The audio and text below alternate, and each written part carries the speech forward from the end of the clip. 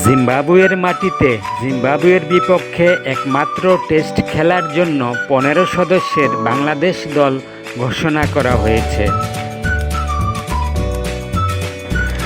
দলে নতুন হিসেবে ডাক পেয়েছেন সাদা বলের নির্ভরতার প্রতীক তাওহিদ হৃদয়।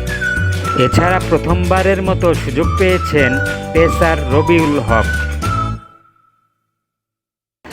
প্রথম শ্রেণীর ক্রিকেটে তাওহিদ হৃদয় ১৬ ম্যাচ খেলে করেছেন ৯৮৩ রান, গড় ৪৪.৬৮, করেছেন ৩টি সেঞ্চুরি, পাশাপাশি ৪টি হাফ সেঞ্চুরি, সর্বোচ্চ ২১৭ রান। তাওহিদ হৃদয় এর আগে ২০২৪ সালে শ্রীলঙ্কার বিপক্ষে টেস্ট স্কোয়াডে ডাক পেয়েছিলেন, যদিও কোনো টেস্ট খেলার সুযোগ হয়নি তার। জিম্বাবুয়ের বিপক্ষে ৩ পেসার তাসকিন আহমেদ, নাহিদ রানা এবং শরীফুল ইসলামের সঙ্গে বিশ্রাম দেওয়া হয়েছে ওয়ানডে অধিনায়ক মেহেদী হাসান মিরাজকেও। মূলত ওয়ার্কলোড ম্যানেজমেন্টের জন্যই তাদের বিশ্রামে রাখা হয়েছে।